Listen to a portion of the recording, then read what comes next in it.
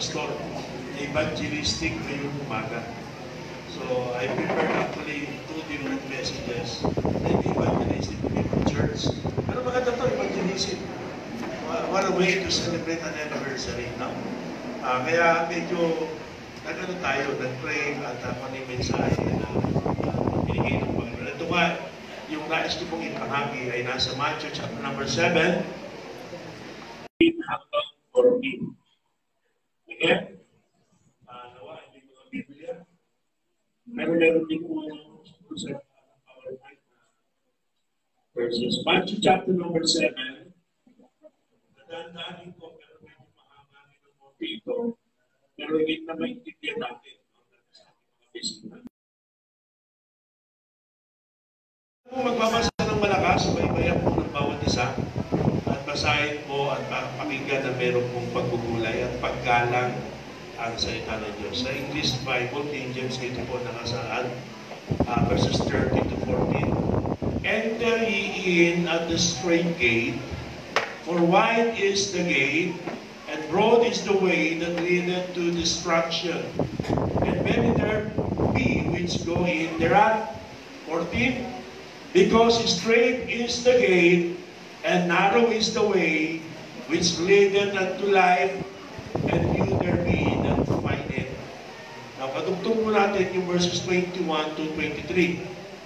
Verses 21 to 23, just jump sa verses up to verse 21, up to verse 23. At ito po ang nakasaad sa bahaging ito ng Biblia.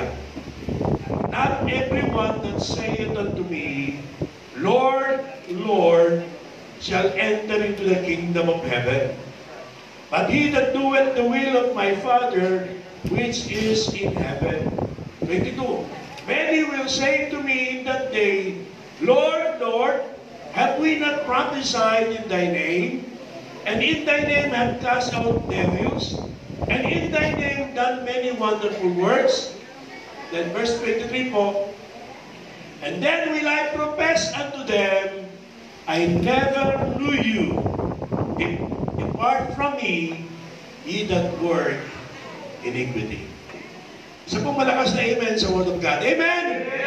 Tayo po yung manalangin bago tayo magpatuloy. Manaming Diyos, papasalamat ako personally for giving me the opportunity not only to minister sa mga tao rito, especially to preach to them your saving grace, but above all, to witness your faithfulness to this portion of your vineyard. Patid po namin, Panginoon, gaya ng inawit ng choir, sa napakaganda na awitin, na kayo po ang tunay na tapat, hindi nagbago at hindi nagkulang, at kayo ang dapat tunay na tumanggap ng kalwalatian at papuri, higit sa kanino pa man, dahil ang iglesia nito ay nakaabot sa ganitong panahon, 13 years or even more than that, sa kabila po ng aming po mga shortcomings, sa kabila po ng kanila po mga limitasyon, at sa kabila po ng mga problema at mga pagsubok na pinagdaanan. Nakaabot po hindi primarily dahil sa katapatan ng mga kapatiran dito, at dahil sa panguna ng kanyang pastor, praise your name, Lord, sa katapatan ni Pastor Eloy at sa kanyang pamilya at mga kapatiran dito. Pero kayo po ang pangunahin at karapat-dapat na tumanggap ng papuri at kalwalatian dahil wala pong katumbas at wala pong makapapantay sa inyong katapatan. Kayo ang dahilan bakit nakaabot po sila rito at patuloy na dahilan na marami pang taon sa kabila ng marami pang pagsubok at problema, pero marami pang taon ang malalampasan at buong tagumpay na magkakampanan ng ministeryo dahil po sa katapatan at dulot ninyo. I pray that you will continue to use Pastor Pomia and his family, Pastor Eloy, bigyan po siya ng wisdom, good health together with his family and all the members of this church. And we pray, we beg you, Lord, to extend your saving grace sa mga bisita na narito, Panginoon. Nawa banal na Espiritu ang siyang tunay na magkabigay unawa sa salitang ipapahayag. At nawa, Panginoon, ang Banal Espiritu magkaloob sa pananampalataya sa bawat isa upang tanggapin ang inyong pong mensahe at upang, Panginoon, kilalanin po ang tanging tagapagligtas na walang iba kundi ang aming Panginoong Jesucristo at kilalanin ang kanyang pong pagtubos na siyang tanging paraan upang ang mga tao makasalanan katulad ko at katulad ng bawat isa ay magkaroon ng tunay na kaligtasan. Pinapanalangin ko rin po, Panginoon, na naway, nasangkapanin niyo po ako na ipahayag ito ng mabisa, ipahayag po ito ng malinaw, na walang kamalian, at nang hindi ayon sa aking interpretasyon lamang, hindi ayon sa inyo po talagang mensahe, at makita at tanggapin din ang bawat isa na gayon, hindi bilang opinion lamang ng tao, hindi bilang salita ko po lamang, Panginoon, hindi sa katotohanan ay salita po ninyo, kalooban po ninyo. Nawa, pagkalooban niyo po ng pananampalataya ang bawat isa sa inyong salita. At nawa, Panginoon, mapagtagumpayan namin anumang panggugulo, anumang hadlang na ilalagay ng kalaban. Nawa, Panginoon, higit na magkaroon ng dahilan ng selebrasyon, hindi lamang dito sa lupa, kundi maging sa kalangitan, na inyong pong mga tupa na nakawala ay inyong pong masumpungan sa oras na ito. So we beg you, Lord, trusting that only the Holy Spirit can really convict sinners and grant sinners the faith that they needed in order for them to be saved.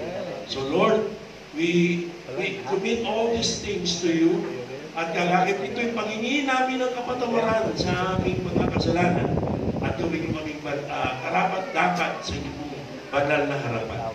We commit all these things in the precious name of your Son, our Lord and Savior, Jesus Christ. Amen. Amen. Thank you very much. You can all be seated. Maaari na po kayong magkaupo.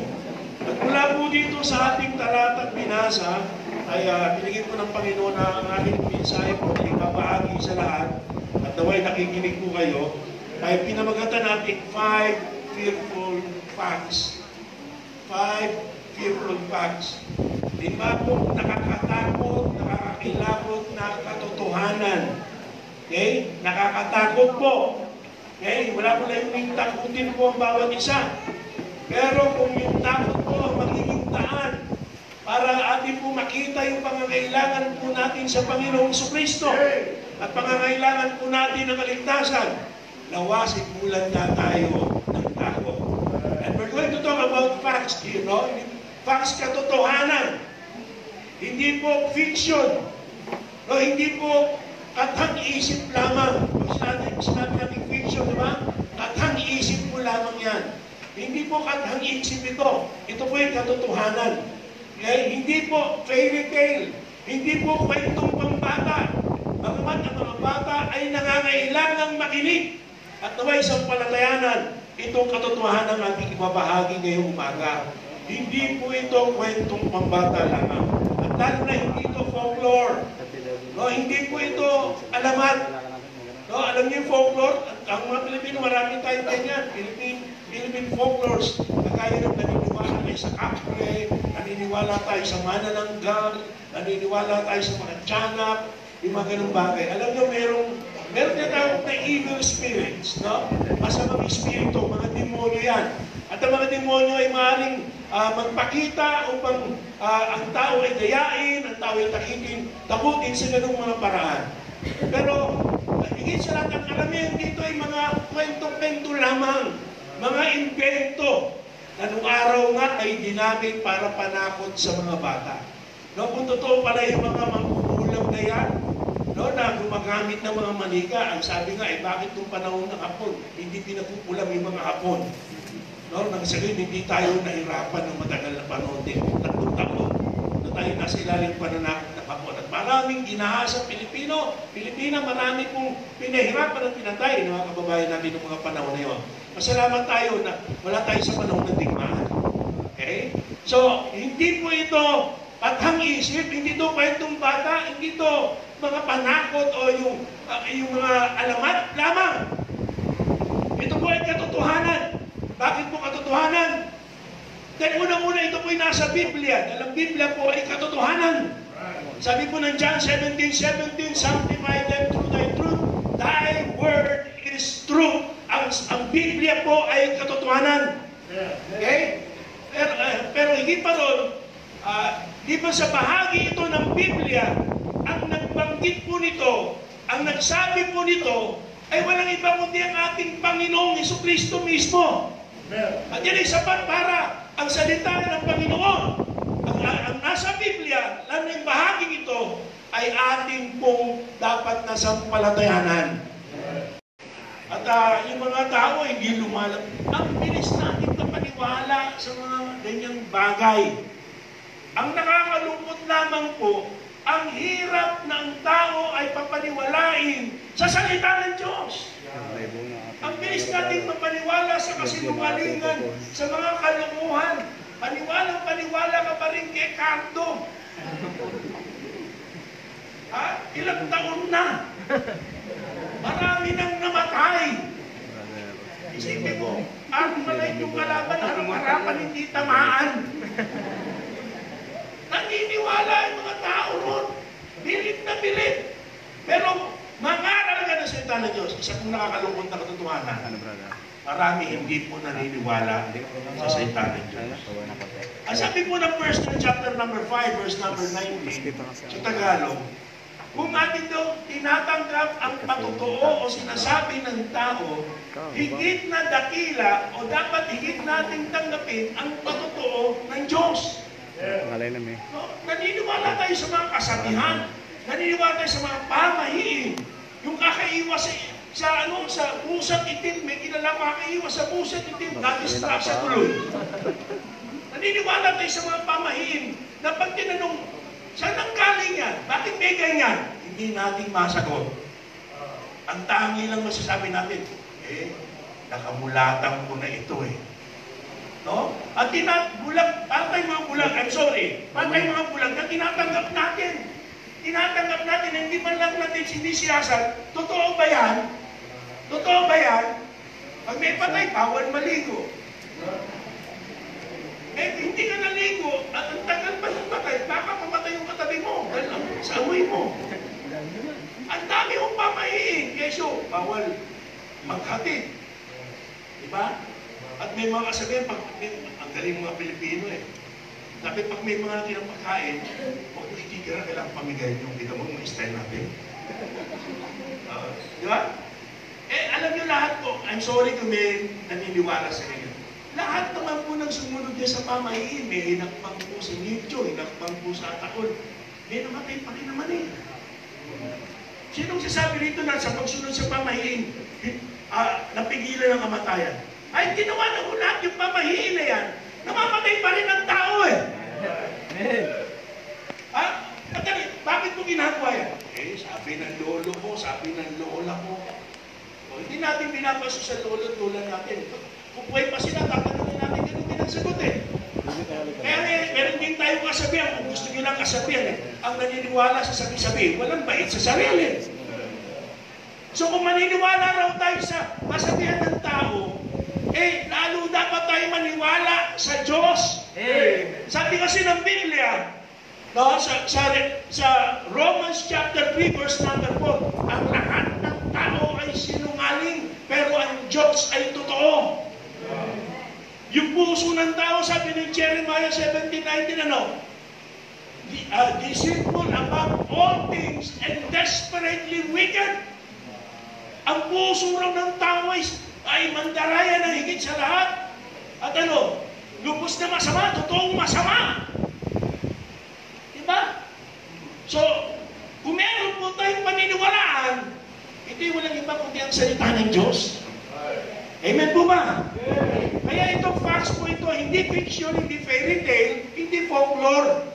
Alam nyo, every time na kung may time kayo, may Bible kayo, mapapansin nyo, most of the time ang Panginoon pag nagpapahayag, hindi man dito binanggit sa ating teksto.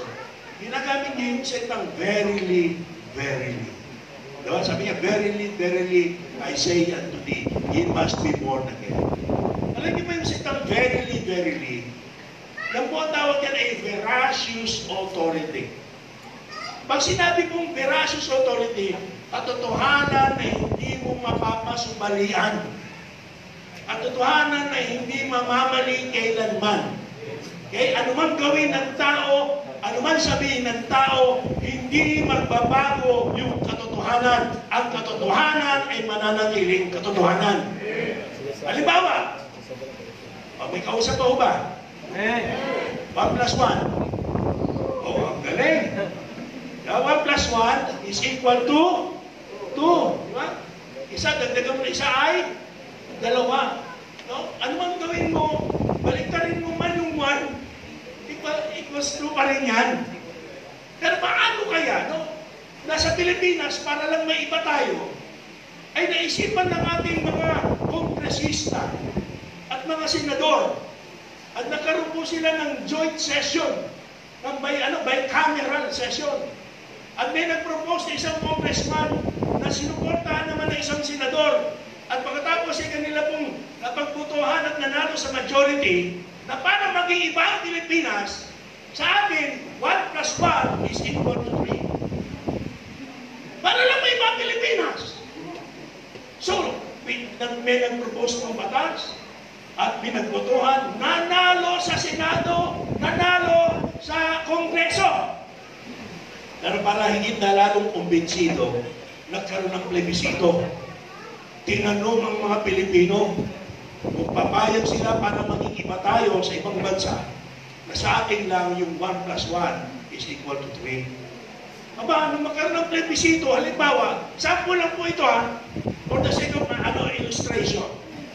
Halimbawa, nagkaroon nga ng plebisito at majority ng mga Pilipino bumoto na sumang-ayon para tayo yung mga 1 plus 1 equals 3.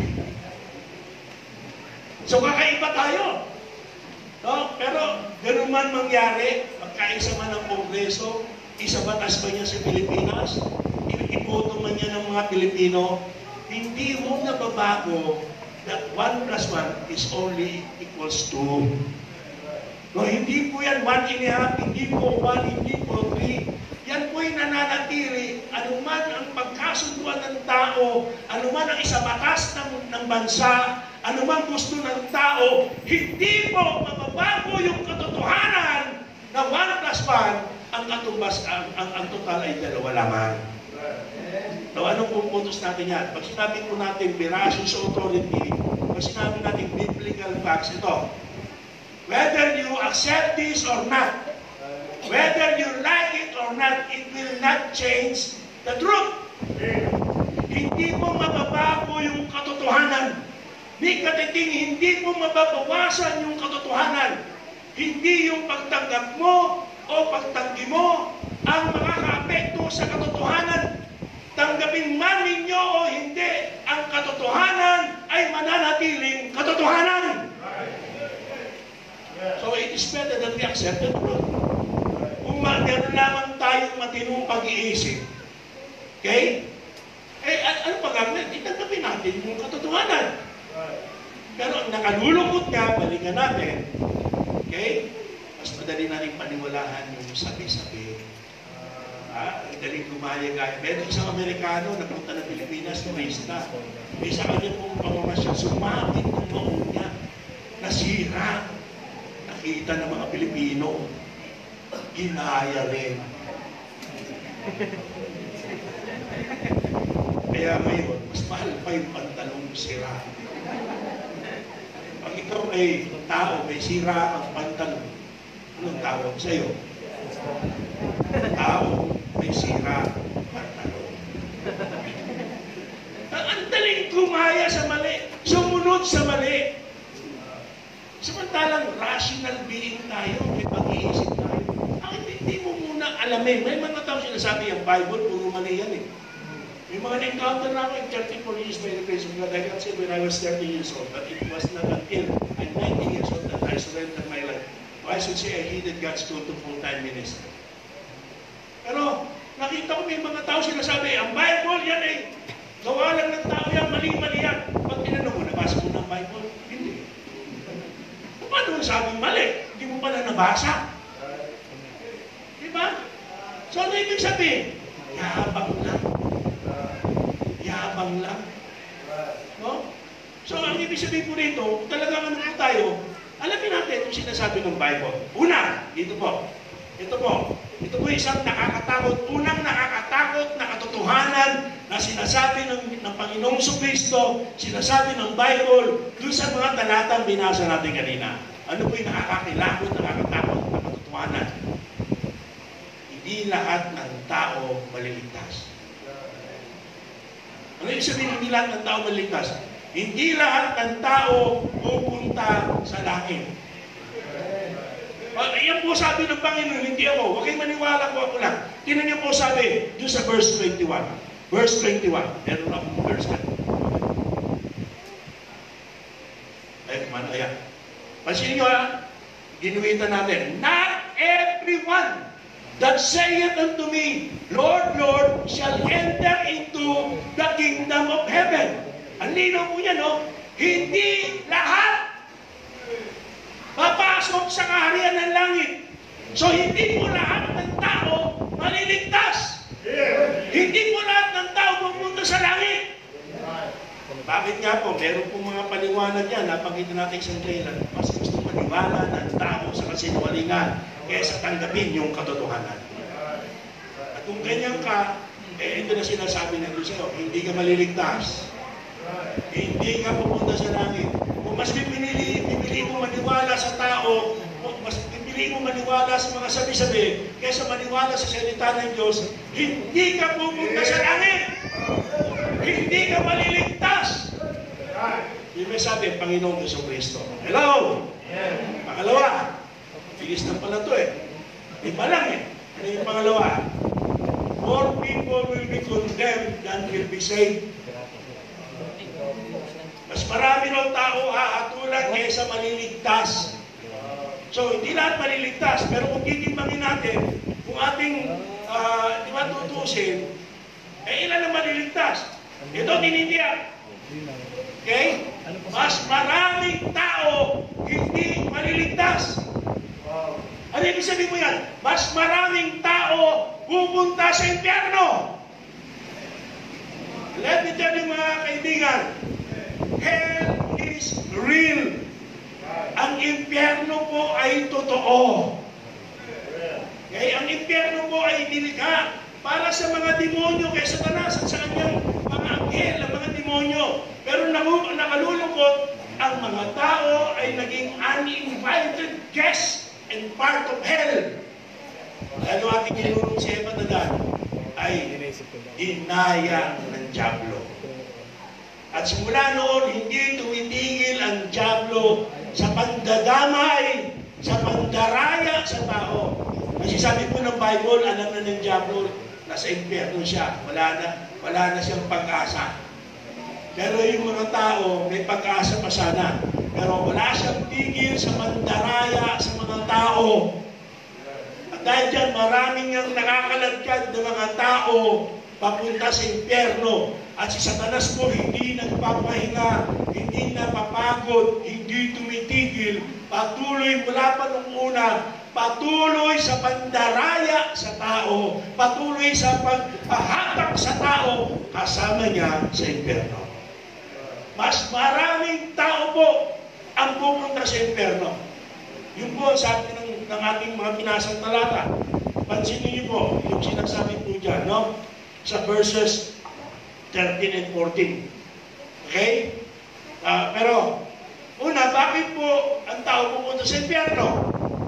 Kasi sabi po ng Biblia, ang lahat ng tao ay makasalanan. Kasalanan ang hadlang sa tao patungo sa Diyos.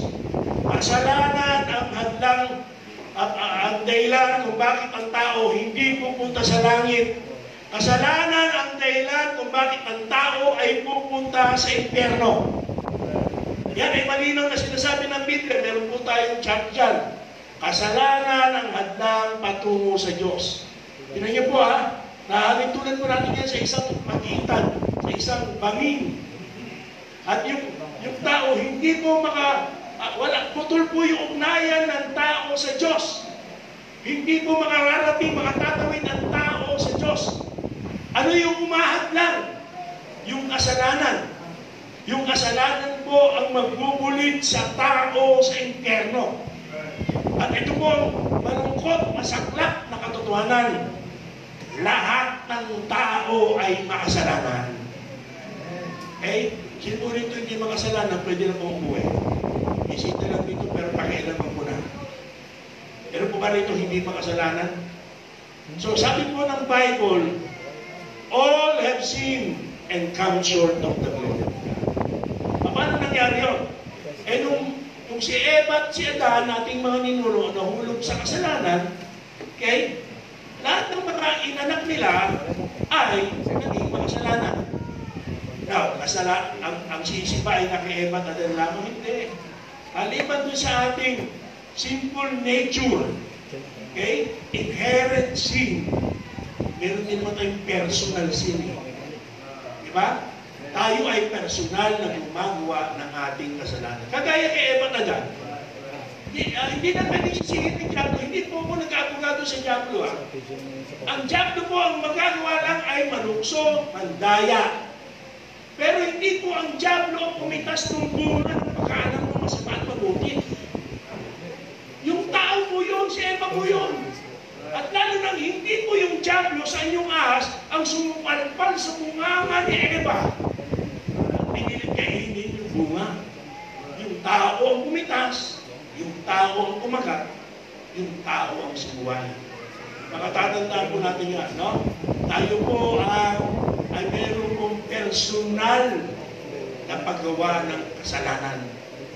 Hindi natin pwedeng sisihin. And yet, dahil nga kay Eva at Adan, sabi ng Bible, wherefore as by one man, so Romans 5:12, as by one man sin entered into the world, and death by sin. And so death passed upon all men, for that all have sinned. Lahat ng tao ay makasalanan. At anong sabi pa ng Biblia sa Romans 6:23, sinasabi, ang kabayaran, ang kahatulan, ang parusa, ang naging consequence o naging bunga, resulta ng kasalanan ay kamatayan. Kamatayan. Sa Isaiah 59, verse number 2, binabanggit niya na dahil sa ating kasalanan, tayo po ay nahiwalay sa Diyos. Kaya tayo po ay nahiwalay sa Diyos. Naputol po yung ating ugnayan sa Panginoon. Gaano kaseryoso po yan? Imagine niyo kung may cellphone po kayo, tapos nakaplan po yan, tapos naputol po yung linya. Ano po ibig sabihin yan? Sino man tawagan nyo, hindi nyo makukontak. Putulin niya eh.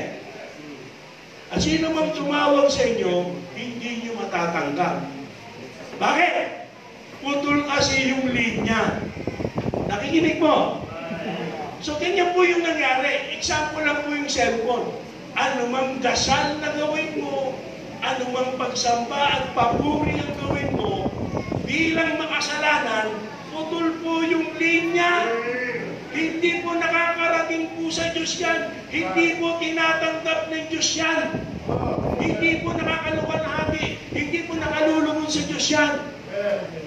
Ay isa rin ang dahilan na anumang sabihin ng Diyos, hindi tinatanggap ng tao. That's one of the reasons bakit mas pinapaniwalaan ng tao kasinungalingan kaysa salita ng Diyos, sapagkat putol yung ugnayan ng tao sa Diyos at ng Diyos sa tao dahil sa kasalanan. Lahat po tayo ay makasalanan. So, ano po ang problema doon? Okay, mamamatay tayo. Pero even pa sa mamamatay tayo, dalawa lang po destinasyon sa kabilang buhay. Wala akong purgatorio sa Bible. Pati yan, tinatanggap natin nung hindi natin inaalam yung pagpatayan niya. No. Kasi niwala na sinasabi ng tao. Kaya iba, meron limbo. Diba? Iba sa ibang planeta na pupunta. Sa Bible, dalawa lang po ang destinasyon. Ano po yun? Langit at impyerno. Ulitin ko, totoo po ang impyerno. During the earthly ministry of Lord Jesus Christ, He taught more about hell than about heaven. Mas marami siyang tinuro tungkol sa impyerno kaysa sa langit. Kaya upang bigyan ng babala ang tao at ipakita sa kanila yung layunin ng kanyang pagtubos, gagawin pagtubos during his earthly ministry. Dahil dyan, ang impyerno ay totoo. Now, may nakausap ako isang tao. Nung ako po'y nasa GFA Cavite pa, member pa ako naming Sending Church yan si GFA.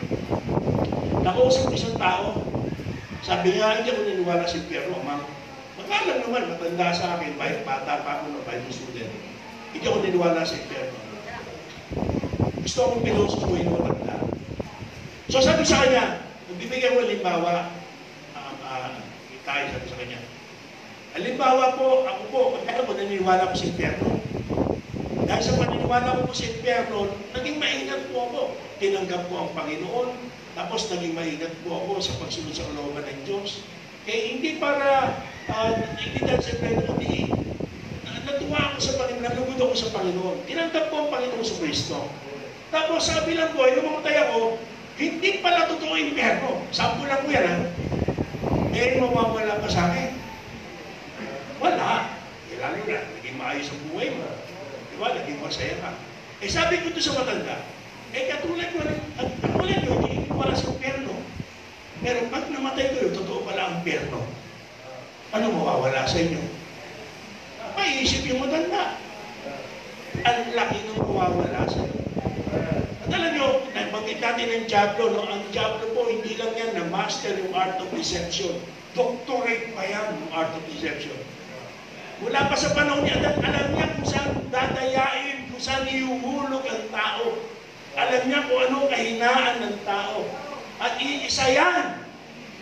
Isa yan sa target niya. Yung alisan ng paniniwala ng tao tungkol sa impyerno. Kung wala nga namang impyerno, bakit ka magkakaproblema tungkol sa kasalanan? Bakit mo pa pag-iisipan ng tungkol sa kaligtasan? Wala naman palang impyerno. Pag namatay ka, isa lang din palang puntahan mo. Pag namatay ka, mawawala ka lang din pala sa mundo. So yan ay isa sa mga pandaraya ng Diablo, papaniwalain ng tao na walang impyerno. Pero meron po impyerno. Kung hindi totoo impyerno, simpleng argumento, bakit kailangan pang iwanan ng Panginoong Jesucristo yung langit? At magkatawang tao at makasalamuha sa mga makasalanang tao at ibigay yung kanyang buhay, siya ay pahirapan ng brutal na mga sundalong Romano, bugbugin ng buong magdamag, hagupitin ng buong magdamag, pasanan ng krus, lagyan ng koron ng tinik, at tapos ipakot doon sa krus ng Kalbaryo. Pag namatay ang tao, wala naman palang pupunta sa langit. Pag namatay ang tao, wala naman palang impyerno. Ang mga tao, mawawala lang. Bakit kailangan pa gumawa ng ganong sakripisyo ang Panginoon? Wala naman palang impyerno. Isip-isip tayo ng konti, mga kapatid. No? Hindi ko sinasabi wala tayong pag-iisip. Pero konting isip lang tayo. Yung pong kamatayan ng Panginoon ang isa sa pangunahing nagpapatunay na totoo ang impyerno. Isa sa nagpapatotoo ay ang kamatayan ng Panginoong Kristo. Na bakit maraming tao pupunta sa impyerno kaysa pupunta sa langit? Bakit? Mas marami hindi maliligtas kaysa maliligtas.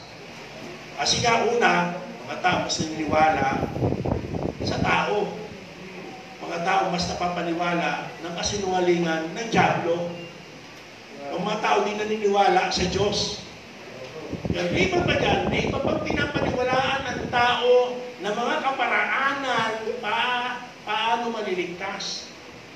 May mga kaparaanan ang tao para magkaroon ng kaligtasan. Pinaniniwalaan o itinuro sa tao na kaparaanan ng kaligtasan. Punta na po natin yung Matthew 7 verse 13, mga kaibigan.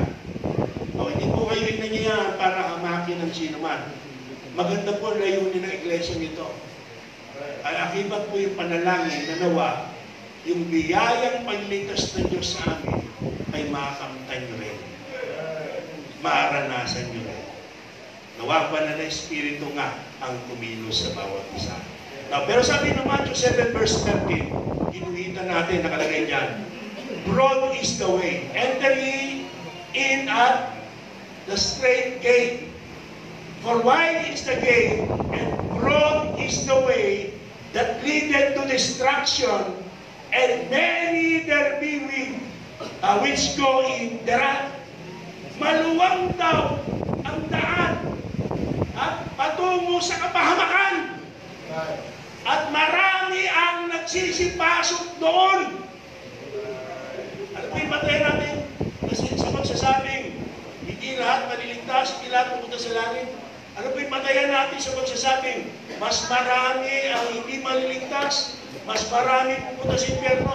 Yung sinabi na ito ng Panginoong Kristo, maluwang yung daan tungo sa kapahamakan.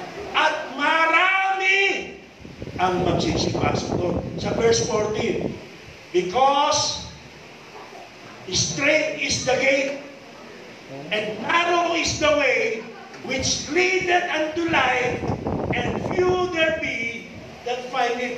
Yun naman daw yung pintuan, yung daan tungo sa buhay, yung daan tungo sa langit, yung daan tungo sa kaligtasan, ay makikot lamang at kakaunti ang nagsisipasok doon. No? So ano po yung maluwang na daan na gustong pasukin ng tao? Ang mga tao po, may mga kanya-kanyang pinaniniwalaan at gustong paraan, mga itinuro na mga paraan ng kaligtasan. Kung saan nagbigay ng babala ang Bible. Sa Proverbs 14:12 o Kawikaan 14:12, ang sabi po'y ganito, there is a way which seemeth right unto man, but the end thereof are the ways of death. Meron daw daan na tila tama. Okay? Para sa tao, tila yun ang tama. Para sa tao, yun ang pinaniwalaan niyang tama. Paraan ng kaligtasan. Sa palagay ng tao, tama. Pero sabi ng Diyos, ang dulo nun, ang kahantuhan nun, ay kapahamakan. Yun po yung daan tungo sa kamatayan. So, ingat po tayo.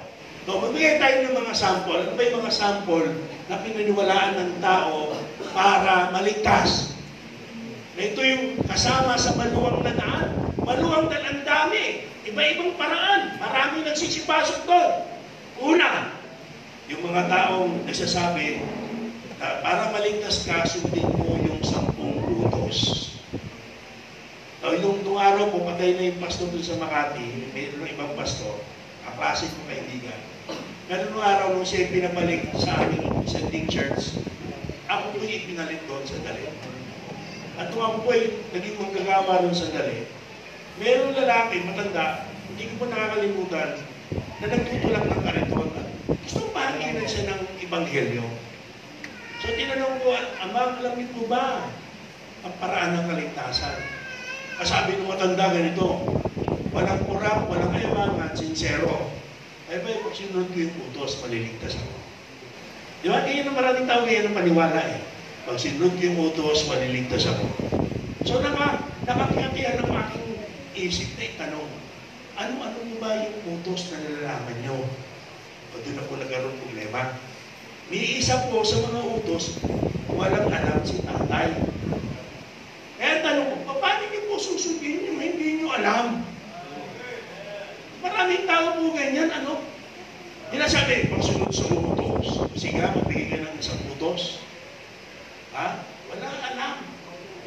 Hindi alam. At ito sabi ng Biblia. Ang mahalaga sinasabi ng Bible, patungkol sa kautusan. Ang kautusan ba ay nakapagliligtas? Ang pagsunod ba sa utos ay nakapagliligtas? Isang talata lang bibigay natin. Okay? Kaugnay sa tanong na yan. Yung Romans chapter 3 verse 20. Ano yun? Sabi po yan, therefore by the deeds of the law, there shall no flesh be justified in His, meaning God's sight. In God's sight, for by the law is the knowledge of sin. Sabi po ng Biblia, wala pong tao, yung flesh, wala pong tao, kaya makasalanang tao ang aariing ganap o maliligtas sa pamagitan ng kautusan, ng paghanap o pagsunod sa kautusan. Sa harapan ng Diyos, sinasabi na ng Diyos, hindi ang pagsunod sa utos ang paraan para maligtas. Maraming tao pinipilitan yan. Bakit sinabi ng reliyon, sinabi ng tao, paniniwala niya. Kaya nga, maluwang yung daan. Kasi maraming paraan, isa lang ito, at ito yung gusto ng tao. Now, alam nyo, hindi po masama yung pagsunod sa utos. Maganda po yung sinasabi ng 10 utos. Huwag kang magkakaroon ng ibang Diyos sa harap ko. Huwag kang gagawa ng Diyos-Diyosan at huwag mong silang paglilingkuran. Nasa 10 utos mo yan. Huwag mong papangkitin ang pangalan ng Diyos walang kapuluhan. Huwag mong ipapangiling mo yung araw ng Sabat, sabi ng Panginoon. Igalang mo yung ama at ina. Lalo pa ngayon, marami ng kabataan, hindi magalang sa magulang. No, marami po yun. Magaganda pa yung utos. Huwag kang magnanakaw, huwag kang papatay, huwag kang mag-iimpok, huwag kang magsasabi ng sinungalingan laban sa iyong kapwa, huwag kang mangangalinya.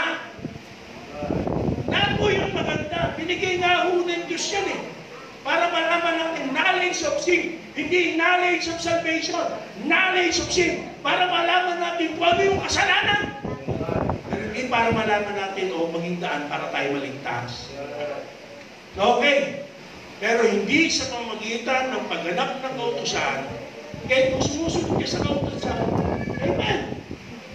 Pero ang nasa isip mo, paniniwala mo, o tinanggap mong aral, para maligtas ka, mali. Marami ang pumapasok sa maluwang na daan na yan. At marami ang mapapahama. Makinig kong maigi, Ecclesiastes 7:20, sabi, for there is not a just man upon earth that doeth good. Maganda po. Maganda po yung sumunod sa utusan.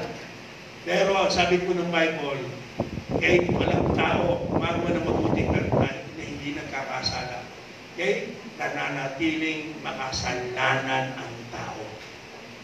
Okay? Sa pagsunod sa utos, okay? Napapabuti ka, pero hindi nababago yung kalagayan mo sa harapan ng Diyos.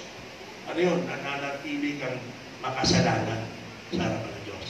Pangalawa, ang paraan ng tao. Okay? Sa maluwang na daan, ano yun?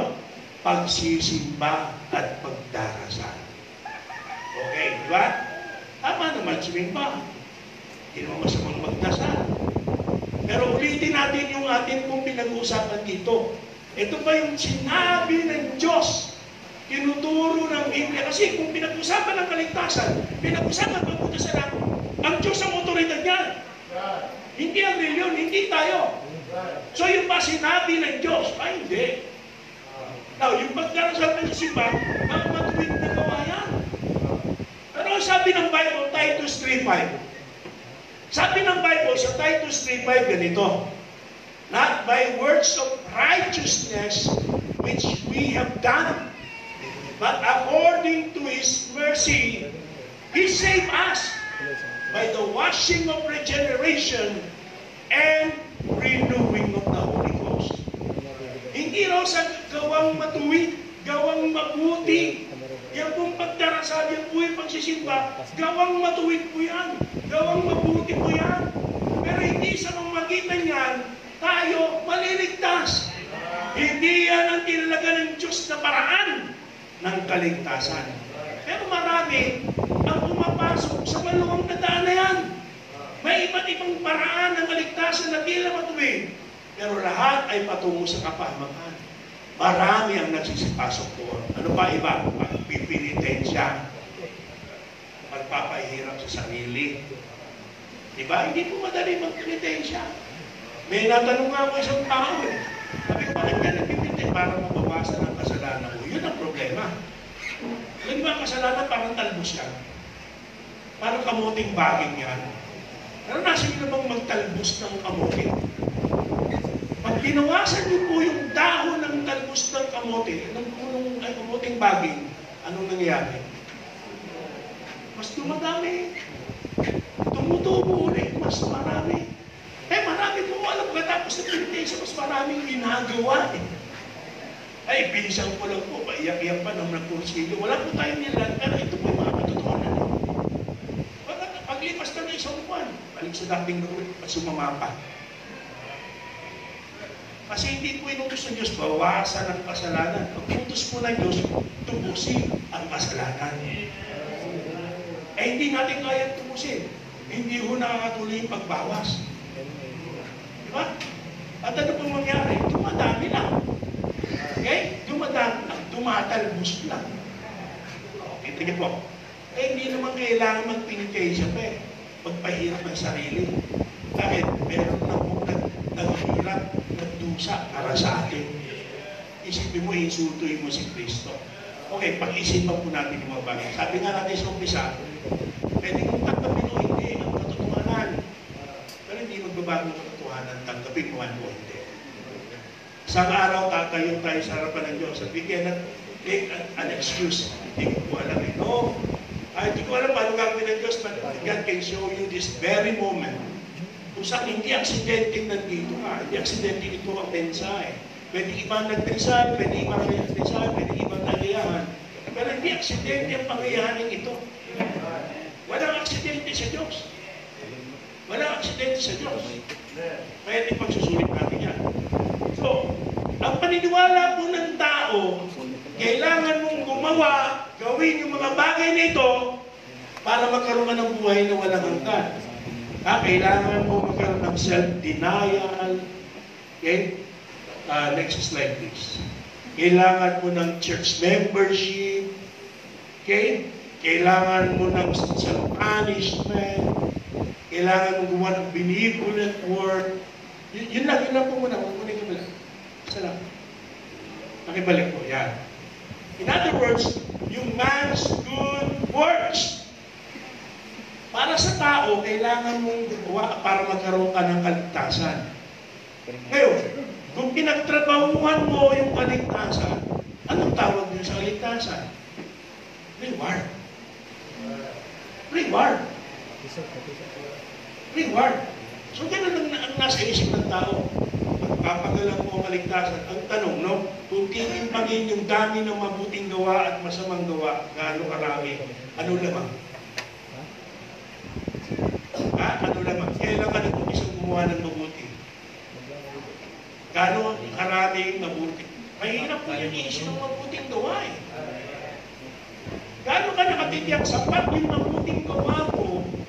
Sa'yo na lang, huwag na pag-usapan mo na yung Bible. Gaano kasapat yung mabuting gawa? Ano yung mabuting gawa para maligtas ka? Kundi na nga lang, hindi po sa mabuting gawa ang kaligtasan eh. Kundi sa mabuting ginawa ni Kristo. Nandun po yung kaligtasan. Okay? So pag mabuting gawa mo, paraan ng tao yan eh. Man's effort alone. Yan ay wrong teaching. Mali po yan. Sino sabi? Bible, nakita natin. Pangalawa, ano yung mga paraan iba? Okay, sige. Sumasampalataya ko kay Kristo. Pero kailangan tulungan ko si Kristo. Kailangan ko pa rin gumawa ng mabuti. Ano rin mo ba? Self-denial, church membership, o magkakaroon ng reliyon. Balik po. Kailangan ko ngayon. Self-punishment, benevolence. Basta ano? Man's good work plus faith. Ano po yan? Like man's effort, may kasunod po. Kapit ito. Yan, by man's effort, with God's help. Aba, tinulungan pa. Naalala ko sa krus ng Kalbaryo eh. Alam niyo ba sa krus ng Kalbaryo, nagpitong winika ang Panginoong Kristo. At isa sa pinaka-mahalagang sinabi niya rin yung sinabi niyang tetelestai. Sa Greek po yun. Ibig sabihin nun, it is finished. Naganap na. O sa mas maintindihan nating Tagalog, tapos na. Ano yung tapos? Hindi yung buhay niya. Hindi niya sinabing, I am finished. Iba po yun. Okay? Hindi niya sinabing, to be continued. At hindi niya sinabing, inumpisaan ko, tapusin mo.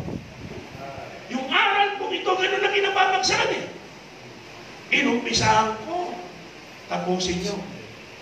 Eh, ano po lumalabas? Mali kung aral yan, wrong teaching din po yan. Next, ano po, isang pindot lang. Wrong teaching po yan. Inuusap po ba? Ha? So, ano po yung tamang teaching? Okay, ano ba yung tamang teaching? Ito po, sinasabi, no? Bakit po wrong teaching yung mga yan, no? Kasi ang sabi po sa Matthew 7:23,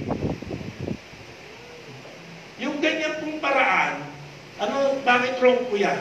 Bakit hindi po nakapagliligtas yan? Sabi ng Matthew 7:23, ye that work iniquity. Isipin mo yung tuwa na yan. Akala ng tao mabuti, akala ng tao nakalulugod sa Diyos. Diyos na ho nagsasalita. Panginoon na Kristo na ho naglalatad. Sinasabi niya ng kalooban niya. Yan ay gawang masama. Ye workers of iniquity. Kaya sabi niya, depart from me. I never knew you. Bakit mo itinuring ng Panginoon na gawang masama yan? May inisulto mo si Kristo eh. Si Kristo na napalito. Ang iniwanan ng langit at ginawa yung maligtasan. Tapos tatanggihan mo, gusto mo yung sariling effort mo. O kaya tutulungan mo, pinapalabas mo, mahina si Kristo. Napakasama mo yan. Napakasama, insultuin mo si Kristo. Kaya, ang sabi mo doon sa verse 21, patas na natin, not everyone that saith unto me, Lord, Lord, shall enter into the kingdom of heaven. Hindi lahat daw nagsasabing, Lord, Lord. Tama nga naman, di ba?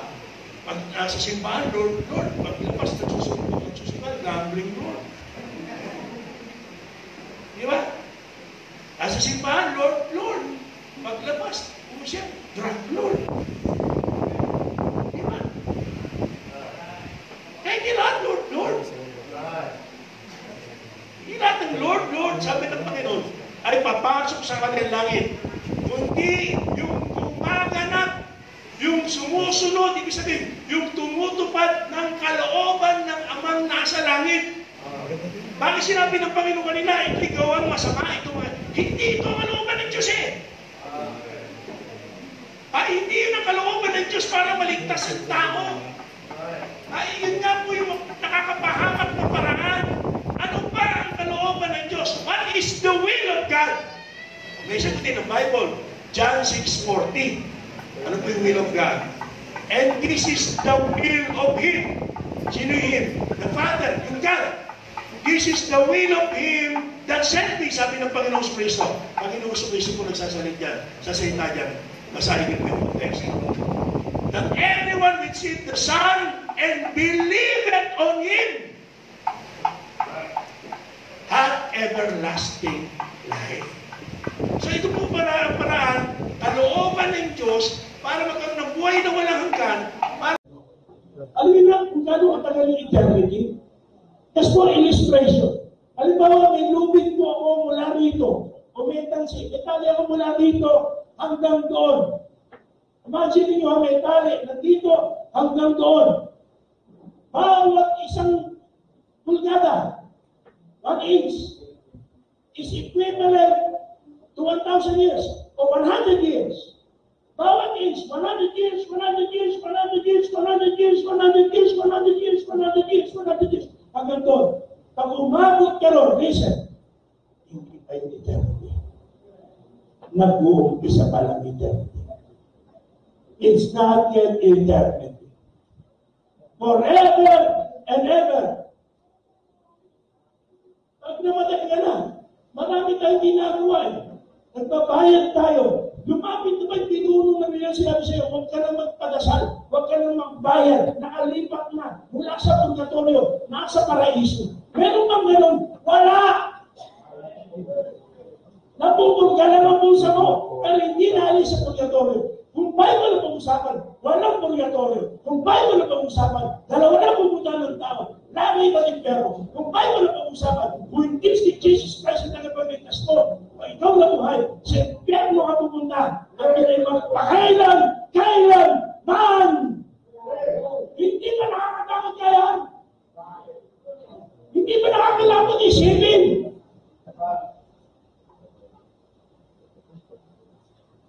Ano sabi ng Hebrews 9:27? Una Matthew 7:13, please.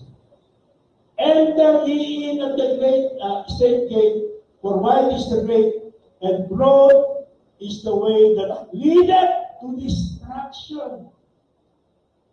meron pong impyerno. As sabi po ng Hebrews 9:27, as it is appointed unto men once to die, but after this, the judgment. Diba? Maraming tao, alam niyo nung araw, kasi may naburihan sila. May dinadalaw ko muna natin, hindi ako sa Bible tayo. Dating tumatang busy ako. Yung isang araw, sabi niya, Brad, ayan ako sa'yo, next Saturday, tatero na. Diba, kung gawa ko, pinagtsagaan ko yung lalaki. And next Saturday, siya unang-unang pinuntahan ko. Mas umalog ko, nagkarin na ako sa katubayan. Pero pagdating ko sa Bible study, bahay ng pastor na ito si Jeppe, sabi niya, Pastor, yung inaanyayahan mo, namatay mo yung isang araw. O, hindi maka-schedule kayo, no? May sarili kang planner, may sarili kang kalendaryo, may sarili kang schedule. Hindi mo alam may sarili kang schedule ng Diyos. May itinakda siya. Namatay siguro na sila saan. Yun lang ang paraan. Pero totoo na ilan, itinakda ang kamatayan niya. Namatay siguro nila na stroke. Yun lang ang maging paraan. Pero totoo, itinakda ang kamatayan niya. Itinakda ang kamatayan ng tao. Sigurado ka bang buhay mamaya? Sino din nakakasigurado buhay pa mamaya? Sigurado. Sino nakakalam dito kung mayroon sa kumamatay? Meron ba? Sino nakakalam kung gano'ng kahaba ang kanyang buhay? Okay. Sino po? Meron. Pero masa tayo, paano? Habang kabuhay ko. Sabi kasi yung tinaningan, inoperahan ako, maraming tinanggal sa akin. Tapos tinaningan pa ako. Maliit pa yung mga anak ko rin, yung tinabanggit ko mga anak ko. Pinihiling ko na doon sa isang pastor eh. Naiyak ko kasi, sabi nga, lalaki mga anak ko, pastor. Hindi pastor mga dyan. Ano yung nangyari? 5 years mo. Ako nagiging na. Siya pa nangundang namatay. May isang anak ng pastor, napakalakas, athletic. Hindi na isip, pinapukasan. Hindi mo hawak ang buhay mo. Hindi mo hawak ang buhay mo. Every day, you want to thank God, buhay tayo. Pero hindi, walang forever. Sa araw, mamamatay tayo. Hindi ko pinag-deploy ka. Mamamatay ka rin, hindi ako nanunumpa. Pero sabi ng Bible, mamamatay tayo. Pagkatapos na kamatayan, isang araw din. Hindi pa kayo. Ipagluko. After that, the judgment. Revelation 20:11-14, Tagalog, nakalagay yan. Nakita ko isang malaking luglungang maputi. Ito, trono, korte, ang Diyos na nakaupo dyan. At ang nakalulog doon, na sa kanyang harapan, ang lupa at langit ay tumakas. At walang nasong pangangalalagyan nila. At nakita ko ang mga patay, malaki at maliit, hindi lang ay pinag-usapan yan. Mayaman o mahirap, may pinag-aralan o wala, kilalang tao o karaniwang tao. Malalaki at maliit na nakatayo sa harapan ng luglungan at nakabuksan ang mga aklat at nabuksan ang ibang aklat na siya aklat ng buhay. At ang mga patay ay natulan ay sa mga bagay na sulat sa mga aklat ay sa mga gawa. At binigay ng dagat ng mga patay na nasa kanya. At binigay ng kamatayan ng alis ng mga patay na nasa kanila. At sila'y natulan bawat tao sa ating kanyang mga gawa. At ang kamatayan at ang alis ibinulin sa dagat ng apoy. Ito'y kalawang kamatayan. Sa mga tuwid ay nagkatang apoy. Chapter 21, verse number 8. But the fearful and unbelieving and the abominable and murderers and whoremongers and sorcerers and idolaters and all liars let their part in the language burden with fire and brimstone, which is the second. Mali pala nalagay na sa cemetery, lahat nalagay RIP. Rest in peace. Kaya nga yung taga-provincial pumunta sa Maynila, sabi niya, sa ng tao dito sa Maynila, dahil lahat ng patay din. RIP, SLL. Sumalangit nawa. Yung rapist, yung hindi man lang nagsimba, hindi man. Lahat ng RIP, SLL. Wala naglagay doon. SLW. Sa langit wala. Diba? Bakit lahat rest in peace? Hindi po totoo yun. Hindi mababago na anumang lapid na ilagay mo. Pag namatay ka na, I'm sorry. Wala nang kaligtasan. Habang buhay din ang kaligtasan. Papunta lang sa Amerika, hindi ka pwede pumunta ron, hindi dito ano si pastor ko sa isa ron. Amerika lang na. Sa langit, dito maiusin yung passport mo pupunta ron. Wala ibang passport ni Jesus Christ. Sa ulit, ay niya. Kung alas 12 na lang. Gusto may problema kayo lang. Okay lang. Ako din na. Tanggal tayo. Ano yung mga nakakilabot na katotohanan? Hindi peritera, hindi folklore, hindi fiction. Ano yun? Okay? Hindi lahat ng tao maliligtas. Hindi lahat sa langit. Mas marami hindi maliligtas. Mas marami mapupunta sa impyerno. Okay? Ano yung pangatlo natin? Okay? Marami umaasam sa langit pupunta pero mabibigo. Hindi kayo nakikita. Magsarilo kayo sa akin ng pagkawalang pagkawalang. Ano yung pangapat? Okay? Hindi na namin nalimutan na. Wala nang kaligtasan sa kabilang buhay. Ano yung pangulit na gusto naman? This would be your last opportunity. Nakikinig po. This will be your last opportunity. Sabi ng Bible, Proverbs 27:1, boast not thyself of tomorrow, for thou knowest not what a day may bring forth. Magyabang, kung ipag-ambog yung bukas, hindi mo alam kung anong pwedeng mangyari. Sabi ng James 4:14, whereas you know that what shall be on the morrow, for what is your life?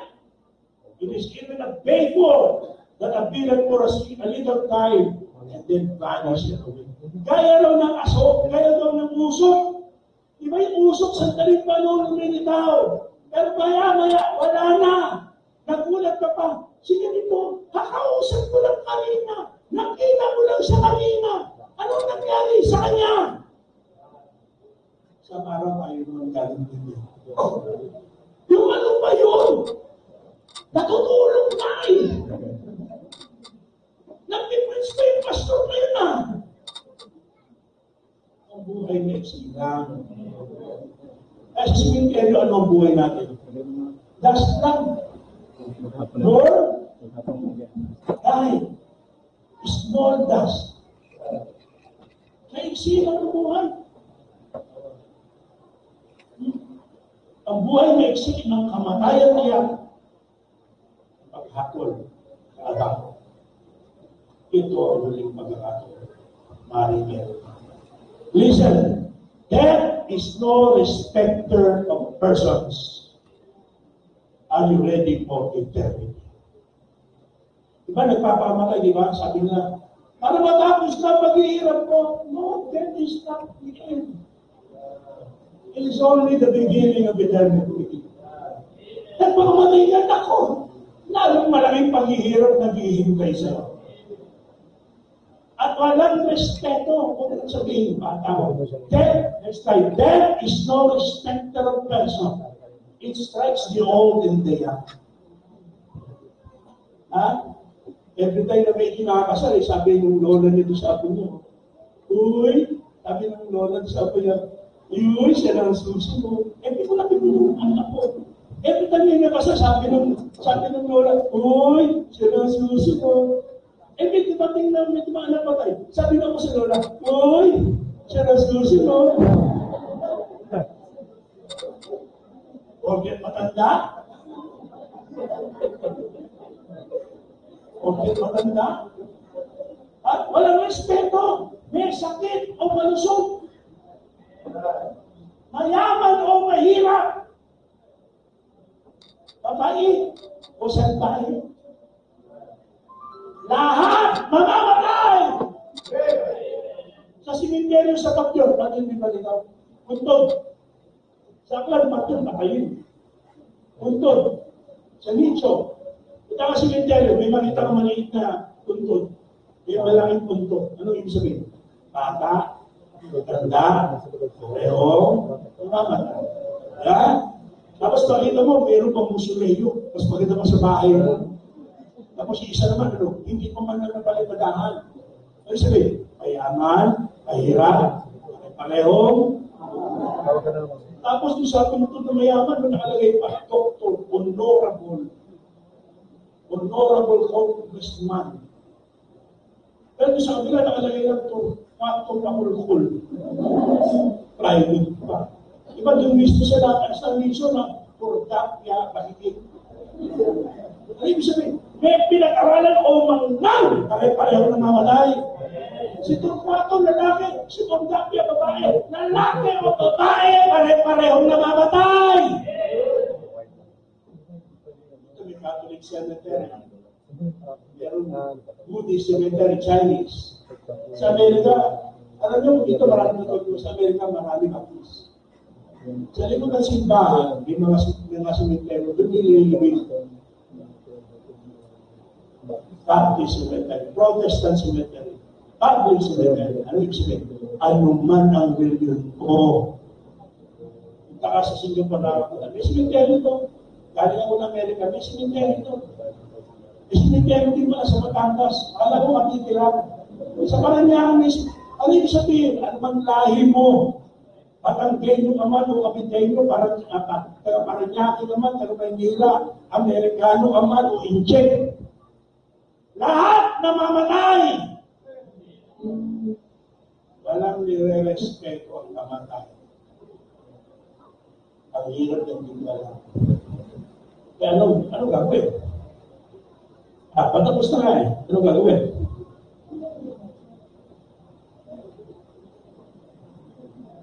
If you die today, where will you spend your eternity? Sabi na sa 2 Corinthians 6:2, For he said, I have heard thee in a time accepted, and in the day of salvation have I supported thee. Behold, now is the accepted time. Behold. Tapos ako, now is the day of salvation.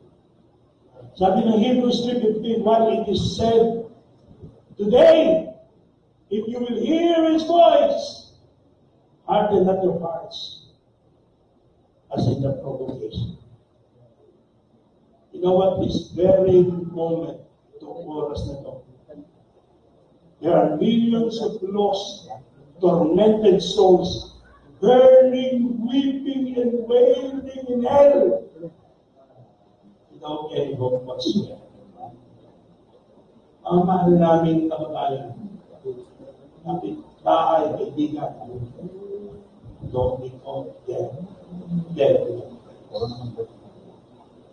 Don't be caught dead without Christ. Ang hiling mo yung mga kasalanan. Tanggapin mo ang katotohanan, dapat ka natunan. Kailangan mo ng kaligtasan. Pero hindi mo kaya iligtas yung sarili. Hindi ka maliligtas ng iyong reliyon. Pagsisihan mo yung kasalanan sa harapan ng Diyos at kinalari mo, pagtiwalaan mo ang ginawa ng Panginoong sa Kristo. Pero walang ibang parang para maligtas. Walang ibang daan. Walang ibang katotohanan. Walang ibang buhay. Walang ibang pwedeng paraan para makaroon tayo sa ibig sa ito po sa itan ng Diyos. Nandiyan kayo. Habang mayroon tayo pinagpagin. Maraming Diyos. Maasap po kami hindi sa aming sarili kaya. Kami po ay umaasa ng iyong biyaya sa amin na iyong binigay at kami yung pinag-aanan. Isa na yung biyayang ilalaan mo kasi inumang ganito ngayong umaga nito. Kaya Panginoon, ang banal na Espiritu siya nagbigay ng unawa. Ang banal na Espiritu nagbigay ng pananampalataya. Ang banal na Espiritu nagbigay ibigay ng tamang pagkakasya. Tapos ibigay ng pastor ang mic o dito. Inikilala mo pala kayo mga salamat.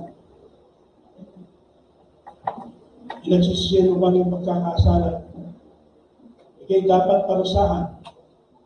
Inikilala mo bang wala ibang makapaglilig na sa iliban sa Panginoon sa Kristo. Ikaw ang dahilan kaya Panginoon sa Kristo ay mukha. Nais mo bang ganapin ang kalooban ng amang nasa langit? Pag-pray ka, hindi ko alam ang puso mo. Pero pwede ka manalangin sa iyong sarili. At we can pray for you. May raising your hand, we can pray for you. I will pray for you. Nanawa, ang Diyos extend ang kanyang biyaya sa iyo. At kahabagan ng iyong kaluluwa. At para sa iyo, ito kaligtasan. Taas niyo po iyong kamay, pag-pray kita. God bless you. God bless you. Mahabag ka pa. Amen, amen, amen. Mahabag ka pa. Hindi ko na mabasa ang puso mo. Pwedeng mayroon tayo ibang gawin. Pero, may raising your hand, I can pray you. Pray for you. Let me see. Amen. Ha? Amen. God bless you. Sino ba? God bless you. God bless you. Walang pipili sa'yo. Huwag kang gumayag kaya. Hindi yung katabi mo, hindi nasa likuran mo. Para sa'yo ito. Nakinig ka ba? Nakinig ka ba? Titiwala ko po ang Espiritu Santo. Hindi kami magliligtas. Panginoon. We will pray for you. It's all we can do. But let me see your hand. Let me see your hand. Taas mo yung hand.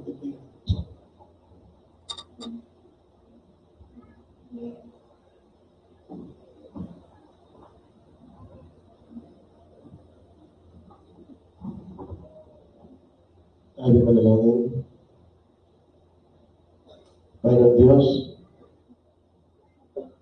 naway meron po dito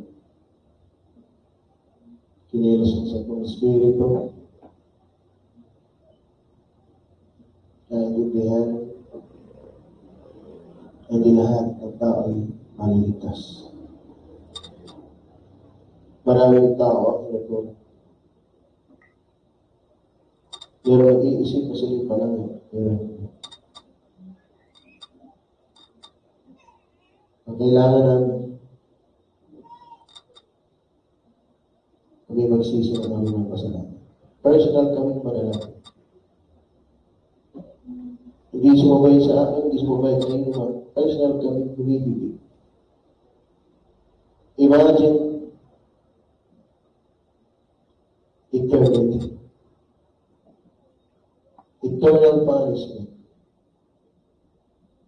or everlasting life.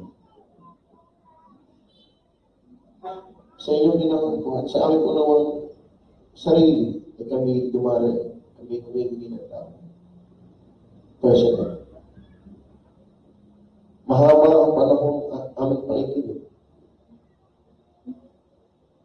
Sana ang mga katotohanan doon ay bigyan namin sa amin. Para ngayon kami ay humihingi ng tao sa katawan. Sa aming mga salamat. Walang tinatanggi ang kamatayan.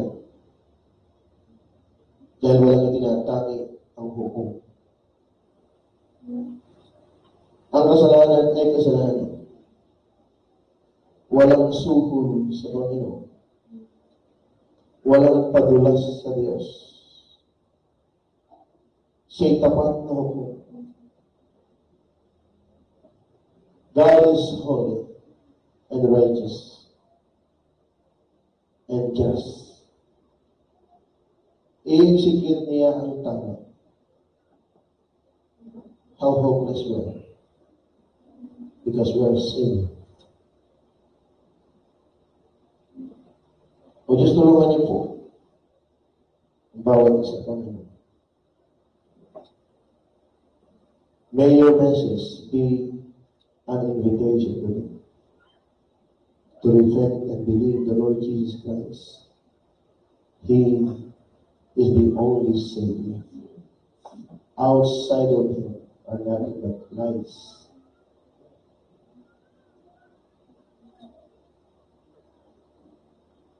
Have mercy sa mga taong halipin. How can we know that they can God said, they will just come back. Will listen to you. May you bless every individual na narito ngayong umaga. May the message of your words convict and convert their souls. Sa pangalan ng Panginoon Jesus. Amen. Okay, God bless you. Pwede na po kayo maupo. Amen. Are you blessed?